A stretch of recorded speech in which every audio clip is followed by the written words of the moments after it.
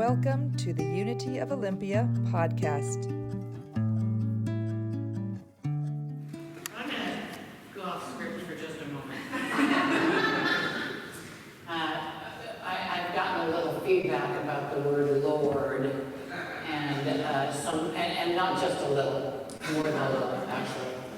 And so I just want to remind us all that we recognize that word was inserted in the King James Version of the Bible, and that it represents that divine self, what I would call the Christ, what some people call the Buddha nature, psychology would call highest self, that is the Lord of our being.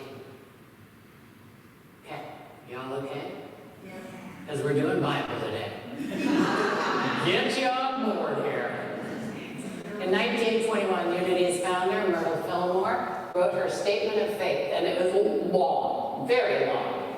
I'm just going to read these three pieces.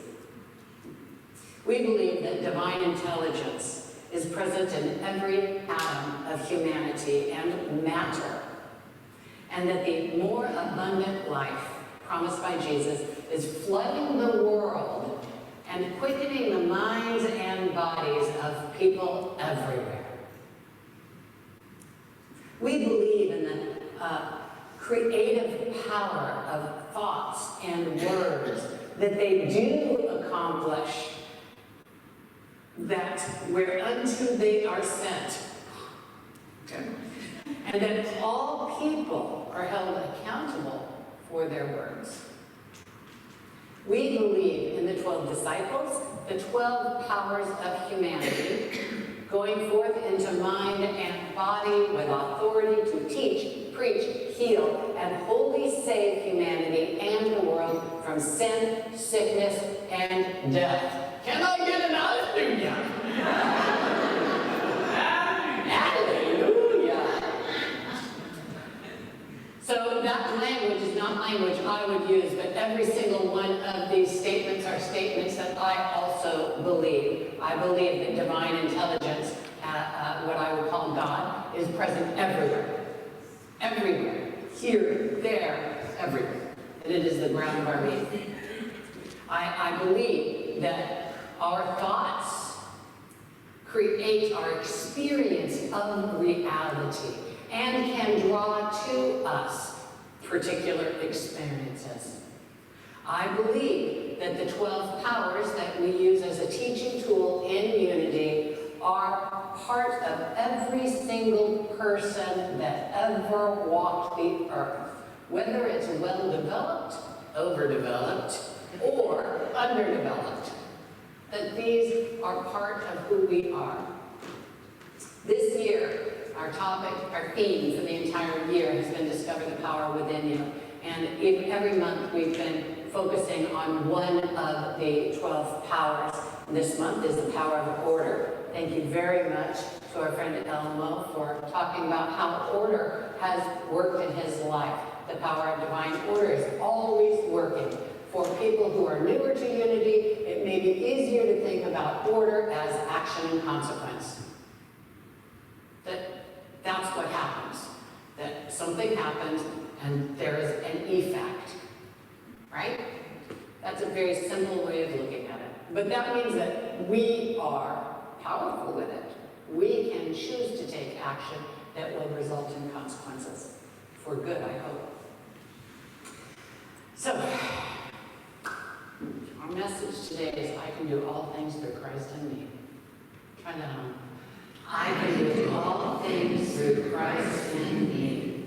All right, I want to go back to the lesson that I did 2 weeks ago, because although I know all of you remember it, we do have some guests. That's not true. And then we'll explore 3 more of the powers, because this month what we're doing is we're doing all 12 powers towards a goal. So last month I invited, the 1st of September, I invited you all to think about what would bring you more joy, more freedom, more satisfaction in your life. Just to choose one thing. And whether that was fixing something that you thought was wrong, or just adding something to choose that one thing. Y'all remember that now? Yeah. Thank you. I appreciate that. And then that's the power of imagination. Everybody has the power of imagination. And then I asked you to create a plan to move from where you are right now to where you're going. So that would mean beginning with the end in mind, figuring out what the halfway point looks like, what the quarter point looks like, what do you have to do today in order to get to that place. A plan is order, right? It's about taking action to create something, specific action. The third power that I invited you into is the power of will. And I talked about our personal will and the power of will in our lives. How many of you have strong willpower? Until it comes to cookies.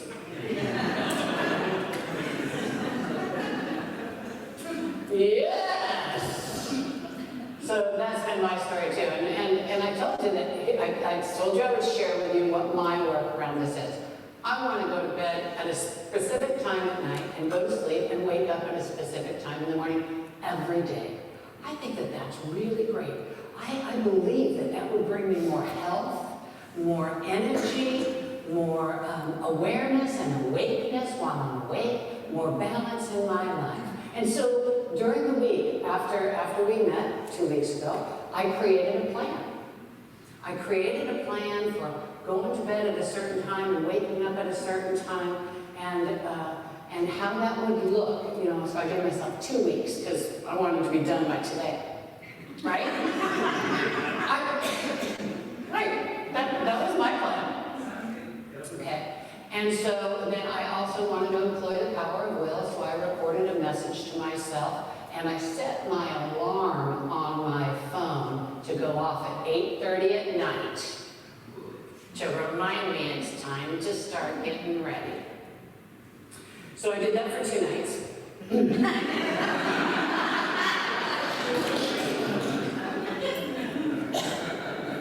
And then I didn't. And then I didn't, and then I did. And then I didn't. But what I found was that I was experiencing what you might call resistance. Anybody have that experience? I know. Some people know never. Other people, yeah.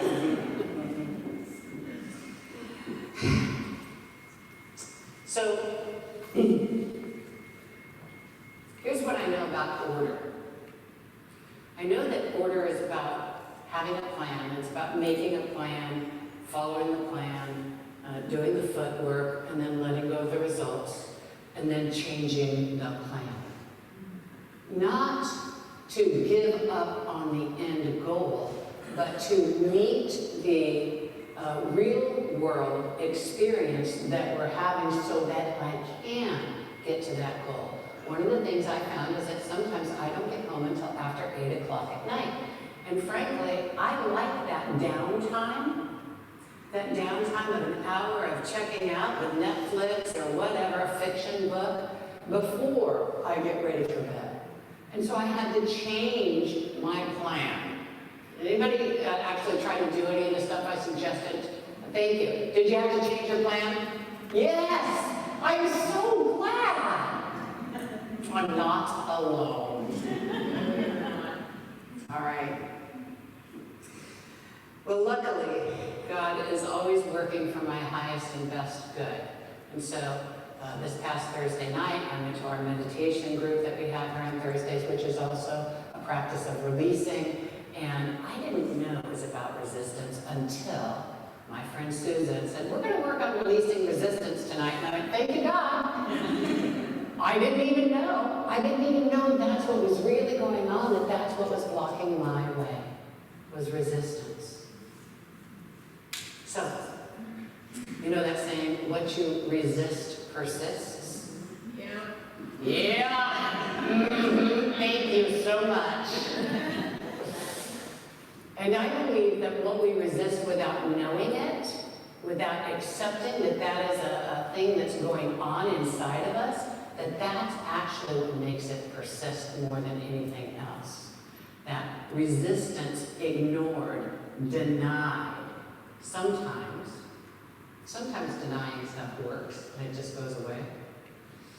But apparently it didn't in my case. But what I know is that all things, I can do all things through Christ in me. You guys?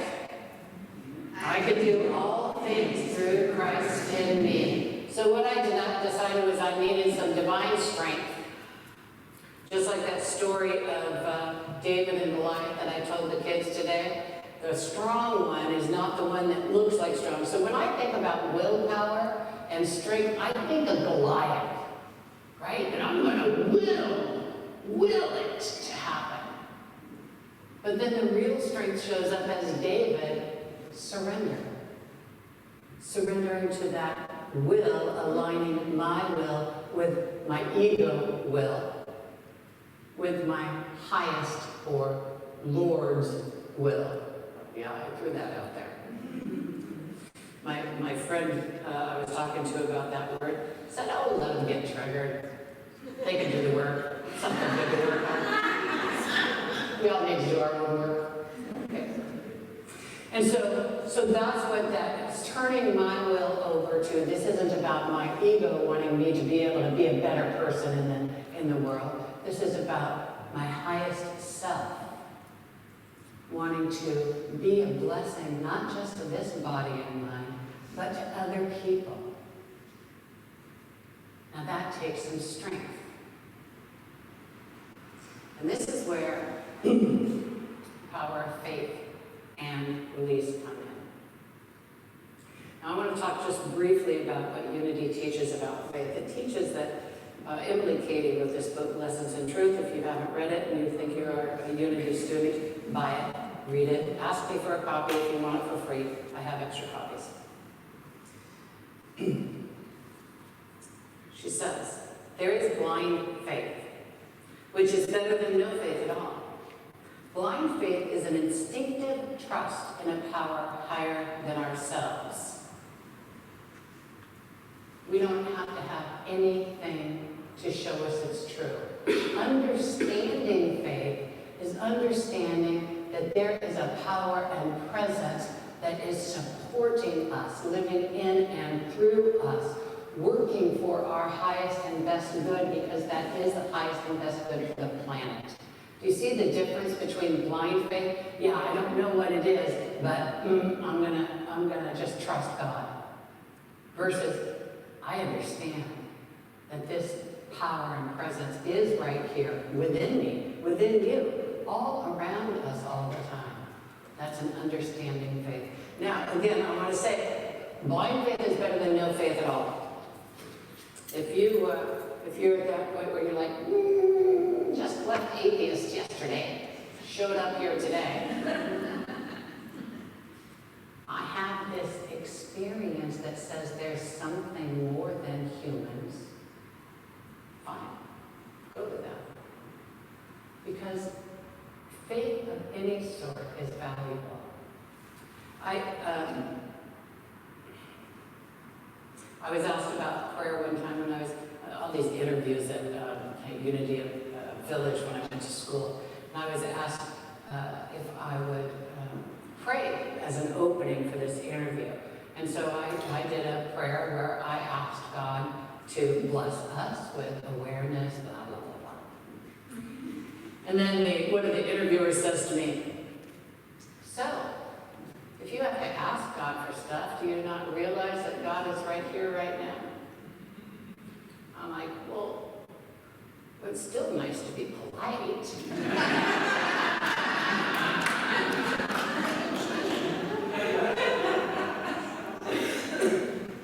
For me, I have traveled a journey of understanding what God is, from an understanding of God as my friend, as an invisible spirit, to God is the truth of what I am, God is all that is in the universe, and then back again to God is all three. God is my friend that I can talk to. And I can get valuable information if I'm willing to sit around and listen, wait. That's for me, my practice of faith right now. So there's this guy who's about to jump from a plane. Don't worry, he's got a parachute. But suddenly he gets nervous and thinking about jumping from this plane, and he's like, I don't know, maybe I shouldn't do it. Well, the pilot says, don't worry about it. You know, if you get nervous on the way down, just start saying, Buddha, save me, Buddha, save me. So he jumps from the plane, he gets down a little ways, he pulls the cord, and nothing happens. He says, okay, God, nothing happens. He says, Buddha, save me, Buddha, Buddha, Buddha, Buddha, Buddha, Buddha. And just before he hits the ground, a hand, providential hand, picks him up and rests him gently on the ground. And he says, thank God. This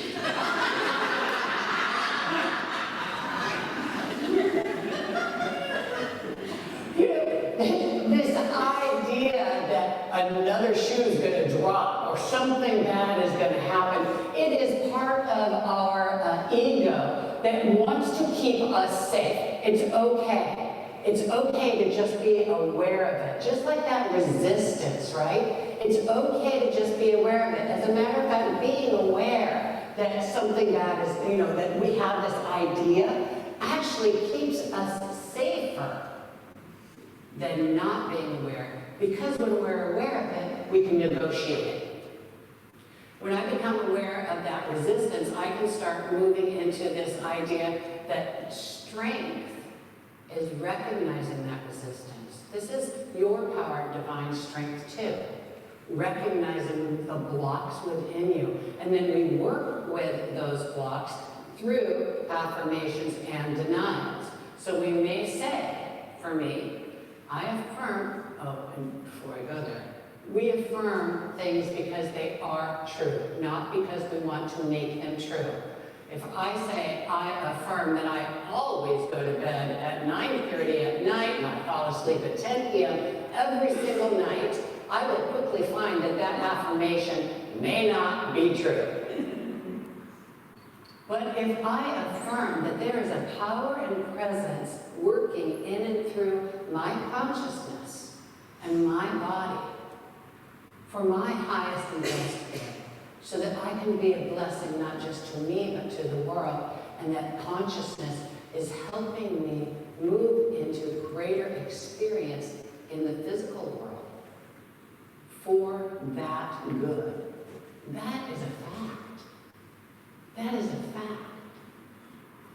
When I try to say, I deny that there's anything going on that's going to keep me from this, I deny that my own thoughts are getting in the way. Well, okay, you can try that. For some people that really works well. For me, what I have found is that I deny that, well actually I don't even like deny, I release the resistance. I'm letting go of the resistance. So it's holding on to faith and letting go of the resistance. Today's talk is called Hold On and Let Go.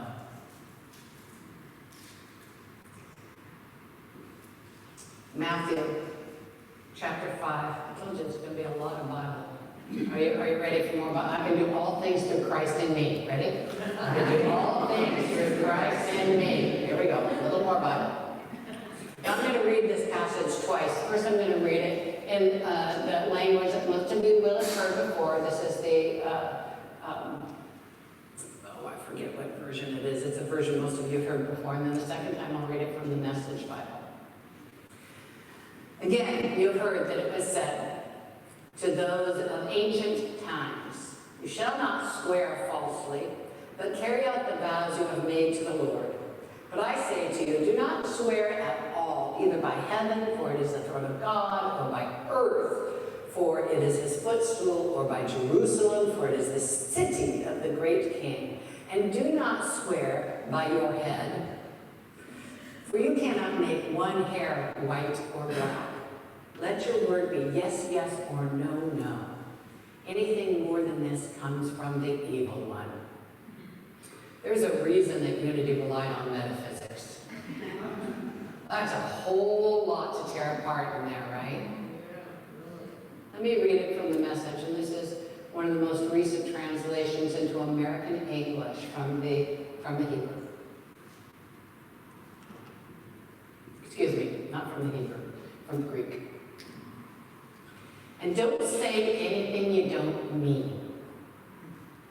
This counsel is embedded deep in our traditions. You only make things worse when you lay down a smokescreen of pious talk saying, I'll pray for you, and never doing it. Or saying, God be with you, and not meaning it. You don't make your words true by embellishing them with religious face. In making your speech sound more religious, it becomes less true. Just say yes and no. When you manipulate words to get your own way, you go wrong. This is that simple yes and no. That's what the affirmations and release is about. Yes, I'm open to God working in my life. No, I'm going to let go of the ideas of fear, resistance, whatever is blocking your way that the ego wants to use to keep you safe. It's okay. I mean, we wouldn't want to do without an ego. An ego does keep us safe, but we have to let our highest self be in charge of the ego. Does that make sense? Is everybody on board? I can do all things through Christ in me. Together. I can do all things through Christ in me. All right. So about 5 of you took this challenge on in the first week of September. Don't worry. I'm going to give you another opportunity. Because I really do want you to have the experience of being able to manifest good in your life. Of being able to work with that divine presence and power. So here's what I'm going to ask you to do. Imagine that thing that you want to see more of in your life. Something that will bring you more freedom and joy. So that you can be a greater blessing to the world. Employ that power of order, make a plan, follow the plan, change the plan if it needs to be changed. Use your power of will to make a decision. Is this something that you really want? And then employ the power of strength to give yourself over to that highest power within you through affirmation and releasing. Okay. I'm going to ask, who's willing to give that a try? Excellent. You know, it could be, even the story about the preacher who says, okay, who wants to be forgiven of their sins? And 2 people. And then he goes on for another 15 minutes. Who wants to be forgiven of their sins? 15 people. He goes on for another 15 minutes. Who wants to be forgiven of their sins? 30 people. He goes on for another 20 minutes. He just keeps going until every hand is raised. Okay, I'm not going to do that. But next week, I am going to give you a handout so that hopefully you will take it home and do that. And those of you who want to get a head start on your homework, you can always watch the recording if you didn't catch everything here today. Hold on and let go. I can do all things through Christ in me. Together. I can do all things